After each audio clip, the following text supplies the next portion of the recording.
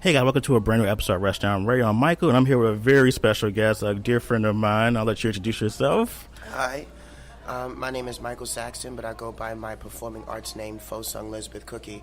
I'm the CEO of Goddesses Media, where we do digital media performing arts as our mainstay for anime, video gaming communities, expos, Japanese animation conventions, comic book geekery conventions, and then also we have a computer technician fixing service off to the side. Yeah, so he does a lot of stuff, as you can tell. So we're going to be talking about like a myriad of things today on this episode. We're going to talk about a lot of like, fighting game stuff, a little bit LGBT stuff, just how it all integrates together in the community for the most part. So yeah, so what do you want to start with today? So I remember the first thing that we was going to, I guess, address most recently within the video gaming community was Nicki Minaj recent rap video, rap release album of her single called ChunLi. So it shows her on the front of her album, very urbanized for the hip hop community, very beautiful woman. I have nothing against Nicki Minaj. Her hair is up in, I guess, her stylized version of ox horns in the Chinese culture, and of course she's wearing, a fur bubble jacket is what I think it is. And she's using the name ChunLi, which is based upon, Street Fighter's #1 leading lady from the Street Fighter 2 series. However, the lyrics to the rap song has nothing to do with ChunLi, but rather, I guess, female empowerment. Mm-hmm. And when she did a skit, a show, a performance for Saturday Night Live several days ago, she did a very Chinese stylized theme where it looked like it was a mix between Mortal Kombat and Street Fighter. A lot of her backup dancers came out wearing what we would call the Raiden hat in the video game universe.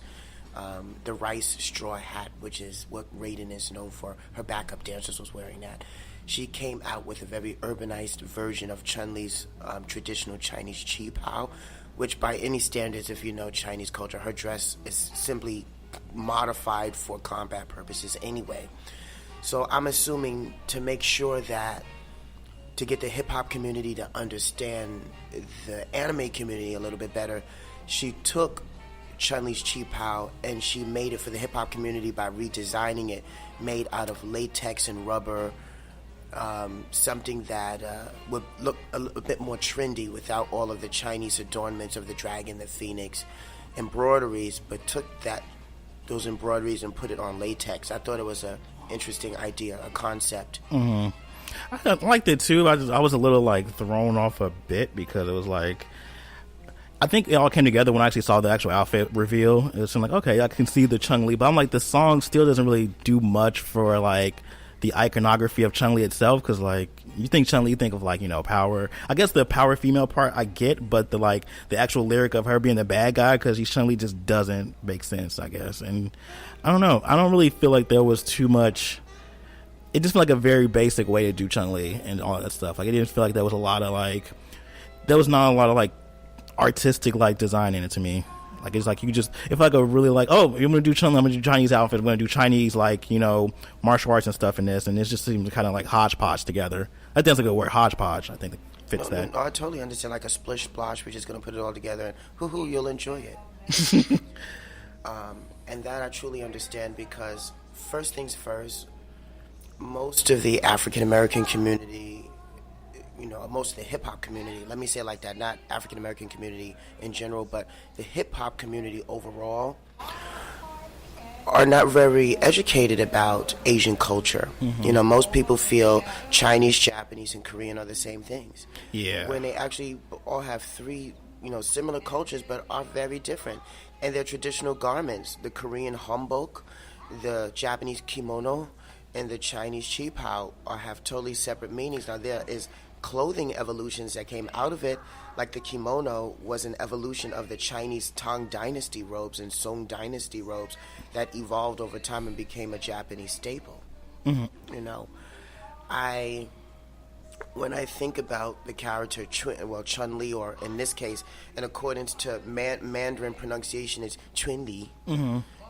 She represents post-Mao reform in a world where Chinese women were not even second-class citizens. How do you become a modern country when women are not allowed to have any rights. So China had to change its way of thinking during that time.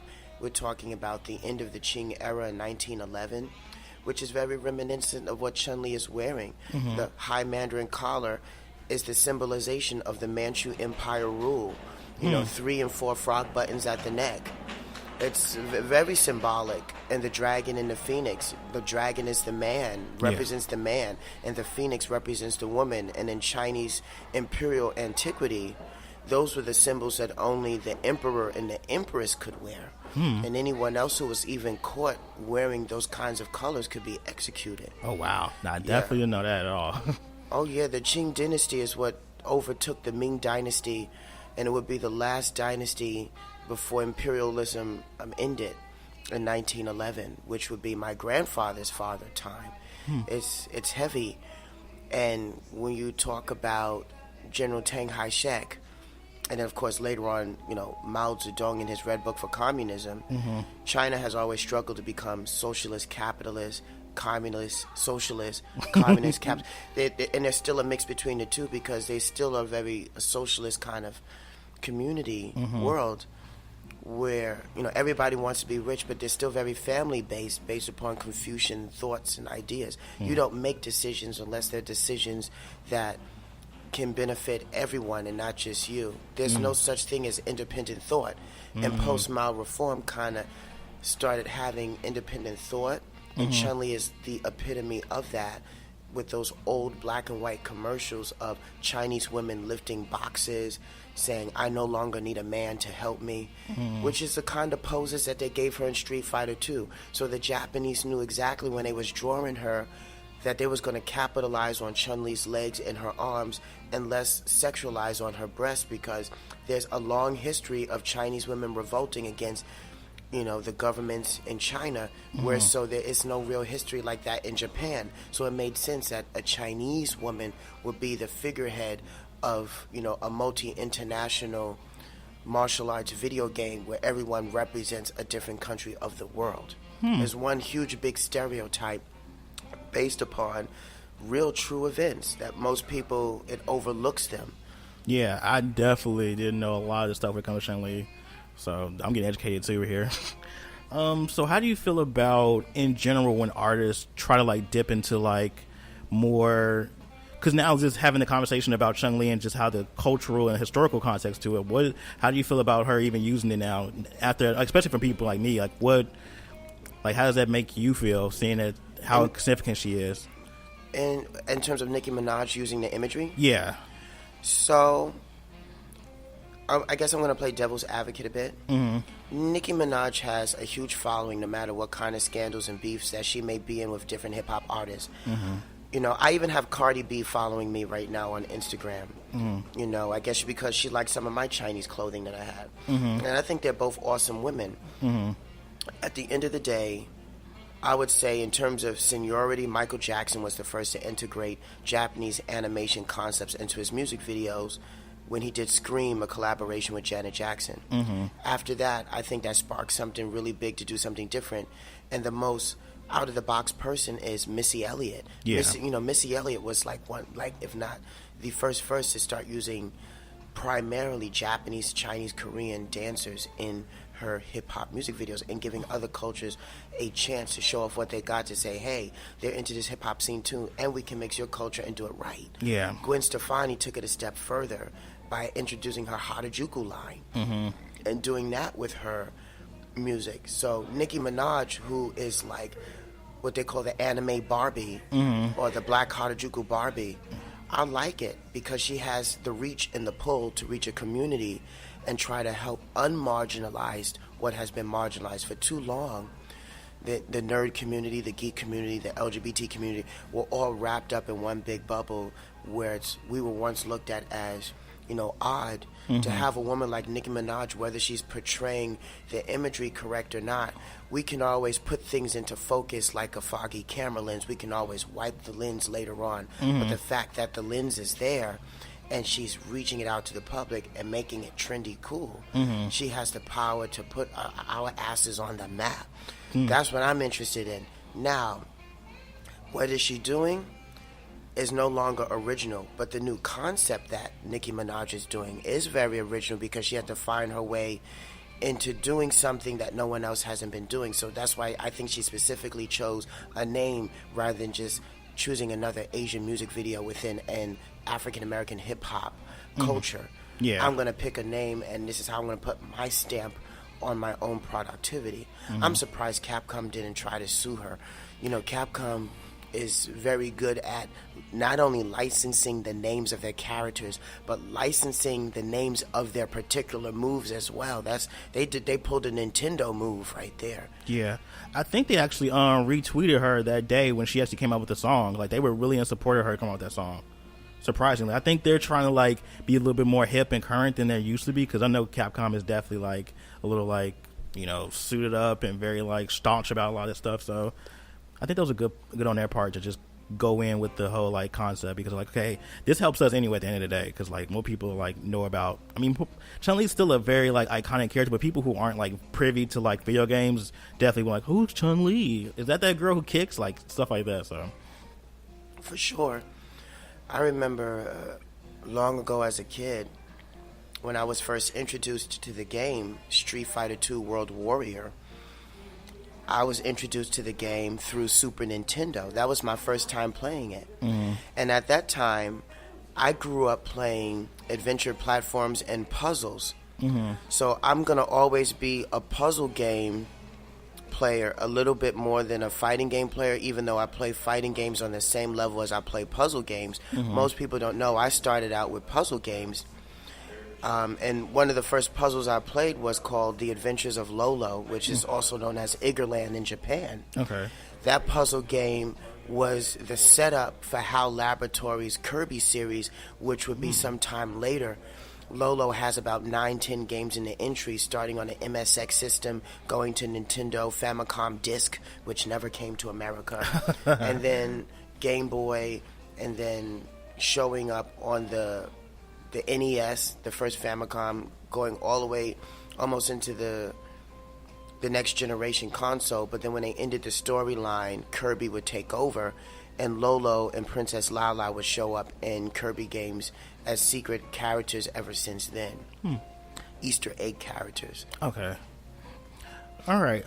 So we're gonna shift gears a bit and talk about the LGBT community, as far as I guess in the broader scope of like the nerd community, because like I think this topic is like, usually when I hear about this topic in general, is usually from a very, I guess, narrow sense, and usually doesn't really go into like a lot of like depth to it. So I guess we want both of us to talk about a lot more, because we have a lot more to add to it.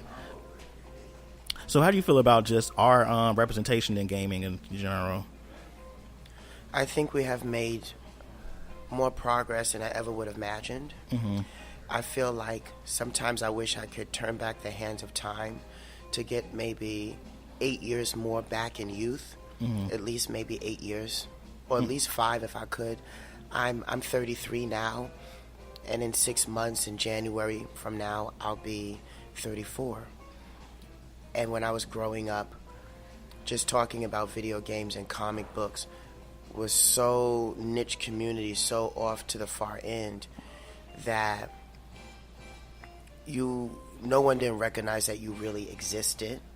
So you had to find your group of people and just kind of scurry to the corner like rats and do what you do. But then when you add the LGBT layer of things, even that community, the comic book and video game community, at one point was looking down at us and didn't even want to include us, because of this fear of, you're here, you're looking at boys. Yeah. Which in many cases they were right, but it was just a human emotion. The same way that they're looking at girls. Yeah. We're doing the same thing, but for the same sex. Now, we was just born this way. This was no manipulation here involved.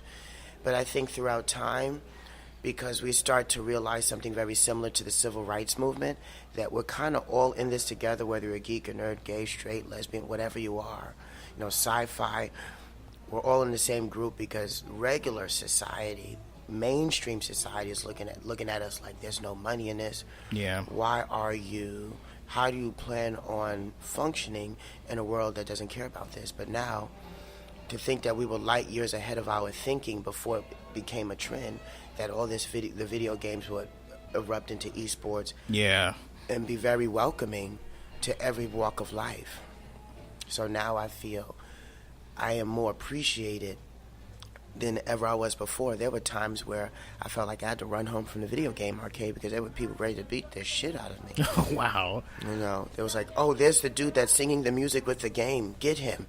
You know, there's the person that thinks he's Queen Sindel. Get him. You know, no, really, like it was really like that. And honestly, that was the only world that I knew. So playing Street Fighter 2 and Mortal Kombat 2 and Killer Instinct, you know, I really was going out to the grass fields trying to do Orchid's Flick Flack and trying to do backhand springs because I wanted to repeat her moveset in real life. Mm-hmm. I was making paper fans at school and ripping up my turtleneck t-shirts, making them sleeveless because I really wanted Katana's sleeveless turtleneck thong leotard.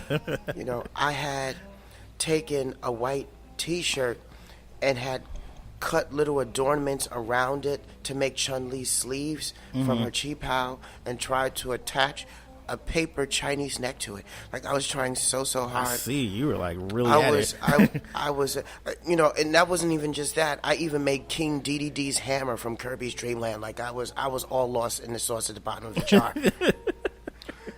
and now I feel like I'm living in a world where people actually celebrate my madness. Where once before it was like I'm coming home with a black eye because I really got caught. You know. Wow. So one day, I guess one day I'll sit down and I'll write an audio book or something about that.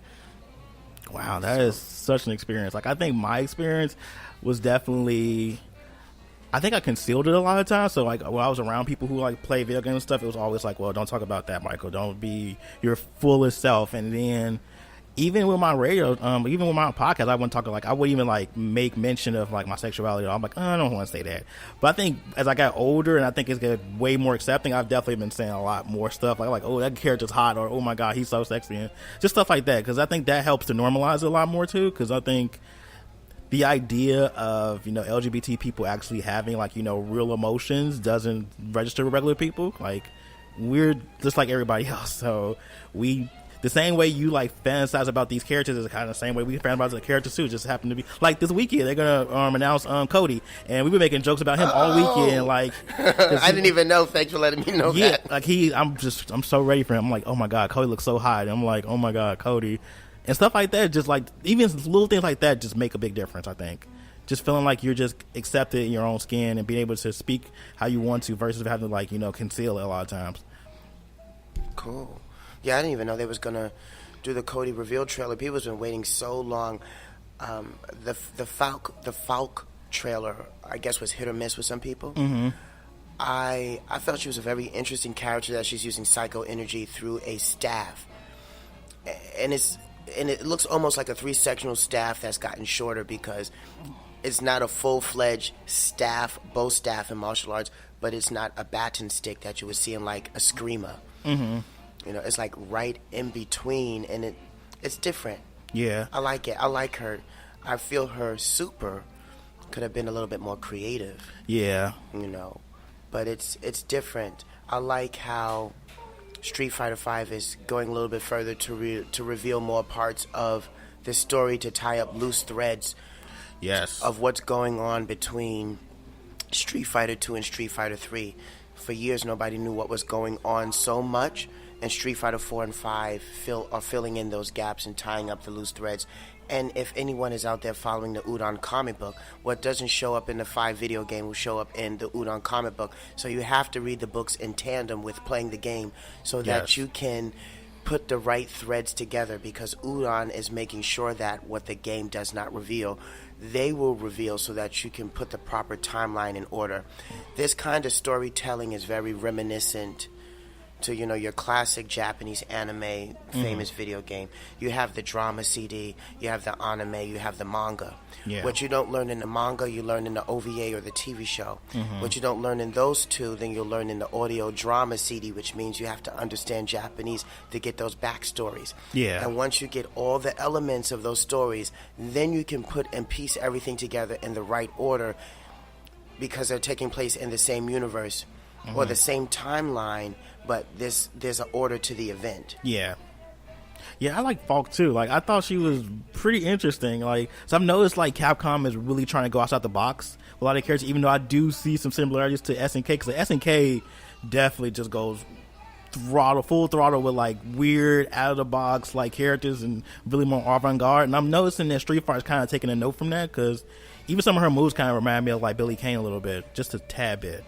I'm glad that you said that. I wasn't sure if I was going to mention that, because Billie Kane's staff is a detachable 3-sectional staff that becomes a full staff, parts in two different locations of his weapon. When it comes down to the differences between Capcom and SNK, I just want to put out there real quick, SNK characters from the gate are used to fighting demigods and demigoddesses, versus Capcom characters are fighting, it's almost like a war between like Marvel and DC, where DC are villains that were human but got enhanced, and Marvel, they were already born that way. Yeah. It's like that. SNK, their characters were already imbued with those powers, born that way. Yeah. Where the Capcom characters, they have acquired them through some means or have gotten manipulated or something like that. Gil would be the first character that is god-like. Yes, he is. Which is very kind of like new for Capcom, because they've been fighting Bison for years now, and I actually love Gil's design too. Like Gil's, I think even though my initial, like when I was younger, when I played Street Fighter, I was like, why is there no Cammy? But then I think as I got older, I started to appreciate what they were going for, because they were definitely trying to like do something completely different. They explained that in the Udon comic book. But the so Cammy, after the events of Street Fighter V, Cammy is given a number of choices and ultimatums. To recreate a family that she never had, she decided to create a new team called Delta Blue. Oh, okay. In which she oversees it. And part of her mission was to infiltrate one of the last remaining locations of Shadowloo.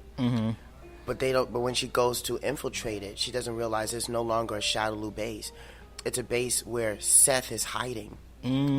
So Seth even shows up in the Street Fighter V storyline. He's hiding, trying to fight for his life. Oh, wow. Yeah, and he gets founded out by Bison, who is working in tandem with the Illuminati. And at this time, he's working through a proxy, which is Urien. So Urien is the proxy who delivers the orders down to Bison, and Bison gets sent on an assignment from the Illuminati with Necro and Juri Han. And Necro and Juri Han team up together, and they kill Seth. Seth goes to fight Necro when he was a complete experiment before he broke away, and he electrocuted the shit out of Seth. And this is in the comic book. And then Bison says, well, did you think you was the only one that was unique with abilities? And when Seth wasn't looking, Juri Han kicked the feng shui engine through his stomach out his back, not before being offered an invitation into the Illuminati, where Bison says, prove your loyalty. The secret society is interested in you, but we must know your worthiness. She says, okay, kicks the feng shui engine through Seth's stomach out his back and says, don't worry, Bison, I'll always have your back. Aww. Which, and the way they drew her animation and her face is, when I get close enough to you, I'm going to get you for you killing my family. Okay. Yeah, Juri Han has quite the in-depth story. I Actually, feel for her. I didn't know much about Juri's story. Like, I feel like I'm such a plebe right now when it comes to Juri. In a nutshell, without going too far, Juri Han was a regular Korean girl whose family was the breadwinner, and he was working on infiltrating Shadowloo operatives. Similar to ChunLi's dad, Mr. Lee, who was higher up in rank in Interpol. However, Juri Han's dad was working more like a double agent, similar to Crimson Viper, but he got busted. Okay. And before he knew it, without any warning, Bison sent an assault on her family, and it killed everyone in her family: brother, sister, father, mother. She was left for dead, but instead she was like almost fatally injured and lost her eye in the process. And she was used as a guinea pig, and that's how they gave her the feng shui engine in her eye. Okay. Wow.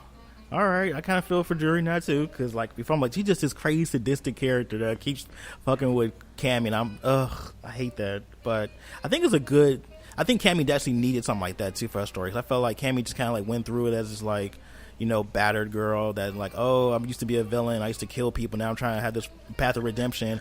But she didn't really have much like a antagonist directly linked to her. And I kind of like the fact that Juri is that character for her. Right. Let's see. Since we're talking about female characters, let's talk about the resurgence of shoujo fighters, because like there's so many fighting games with just women in them now. Like there's never been this time where we have so many like that's out right now. Well, in Japan, all female-based fighters were always a big thing. That was part of a niche community within martial arts-based gaming. Mm-hmm. And in Japan, there were many games that came out trying to get a foothold over, can we make a solid, viable tournament fighter? Mm-hmm. You had one game called Pretty Fighter X, mm-hmm. and a 3D sequel to it called Fist. Now, all these games I'm mentioning I own. I made it my business to own every single 90s shoujo fighter, from Saber Marionette J, mm-hmm. which is an anime. They have their own game. I actually did a stream on it last week, and it's called Battle Sabers. Mm-hmm. And of course, YouTube sent me YouTube sent me a warning talking about your music video has copyright infringement because the video game has the opening theme to Megumi Hayashiba's Successful Mission. Oh, okay. Which is another story in itself. Yeah.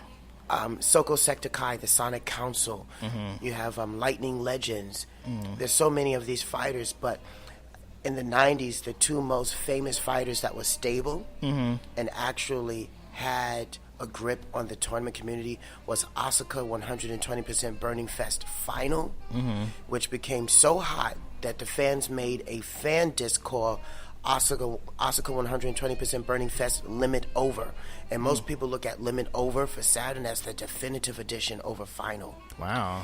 And then last but not least, Advanced VG2. I love that game. Which has all the elements of the greatest Street Fighter copy you can imagine, from alpha counters to safe falls from SNK to ground rolls, super jumps, combo cancels like the EX series, into super combo cancels. There's so many, throws, recaptures. You can recapture opponent when they hit the ground. They put everything from every fighter into it. They put their heart and soul into it. Technical Group Laboratory truly put their heart and soul into that game, not only with good music, good animation, and making sure that it connects with the 3-episode OVA and the manga. Variable Geo, also known as the Venus Games, has been going on for such a long time. I think it's getting close to its 15th anniversary. Oh, wow. I hope that they're making a reemergence of the game. A new fighter in this day and age with the new technology could put that game right back on the map in ways like never before, if they follow the same system but just update the graphics and put new battle elements. Yeah, I think now it's a lot easier. I think technology has gotten so advanced to where people don't have there's not a barrier between people. Because I remember before, a lot of indie companies couldn't do much because they didn't have technology and money to make a game. But now there's Unity, all these different engines that are out now, so people can really just start making their own. And hopefully we get a new one, because that would be good. Just like Fighting X Layer. That my heart is so ready for that game right now. Me too. I'm so I'm just so excited for that game, because EX series is probably one of my favorite Street Fighter series of all time, and EX1 especially I take the most serious. I went through all the trials when I was I think I was 10, 11 years old. I'm saying I'm gonna do all those trials, I'm gonna do all this, I'm playing with all the characters. I just love EX, so seeing this new one is just incredible. I think what it was is when Arika got the green light to do the collaboration with Capcom to do an offshoot of the Street Fighter series and bring them into the 3D world, which Tekken, Soul Calibur, Battle Arena Toshinden, they were already doing. They wanted to see how well it would work. It was an experiment, and it wasn't one of those games that kicked off right away. It kicked off later on when it got home to the home consoles with EX plus Alpha. And the music, I think Arika put their stamp on recreating new images. This was a game that gave the characters images versus theme songs, which is something that SNK has been well known for with the SNK Sound Orchestra. We have the battle themes, but when we do our soundtracks, the arranged versions, we give you the character images, which is very Japanese anime. You'll have the songs to the game, but now you'll have the images that reflect these characters. And Street Fighter EX 1, the characters were given images that reflect who they are. Yeah. You know, one of my favorite themes would be Arabesque from Putternapullum's Arabesque. Was one of the best images in the game. I loved it. And I'm talking about the EX plus Alpha completed version, because there are different OSTs within the continuity, but when Arika sat down and decided to do the arranged soundtrack, they really put it all together very well. I think my favorite theme from EX would probably be between ChunLi's theme and probably Strange Sunset. I think that's Guile's theme. I love that song. I can put that song on and just play any game forever. Like, I love Strange Sunset as well. The arranged version of it is just as excellent. I also like Spinning Bird. Spinning Bird is what you're talking about, Chun-Li's theme image. I like that too. I like the PlayStation arranged version of it because it's complete. It's complete.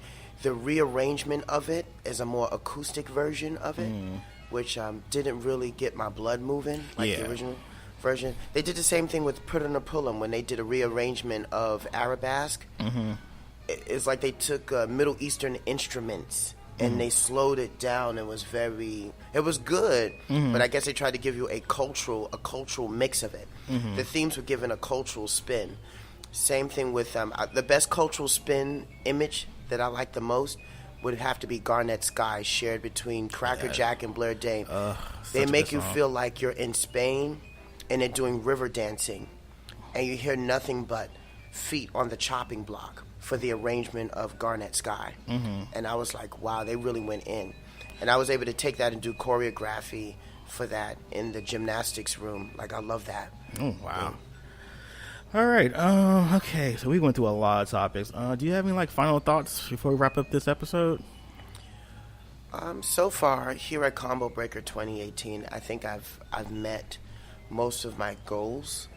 I came in wanting to at least make top 8 for Street Fighter 3 Third Strike, so that begins today at 11:30. I look forward to hopefully at least ranking a little bit higher within top 8, and if I can do that, I'll be very happy.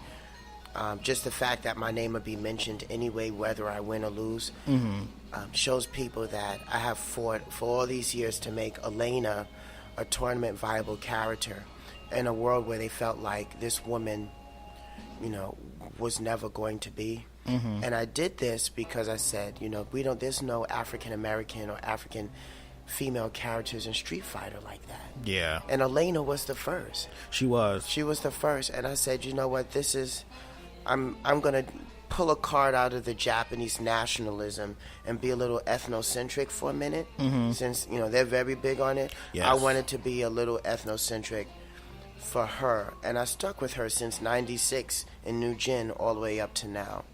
Outside of that, making top 10 of one of the cosplayers here out of 60, 70 entrants, I was happy. That's a big deal.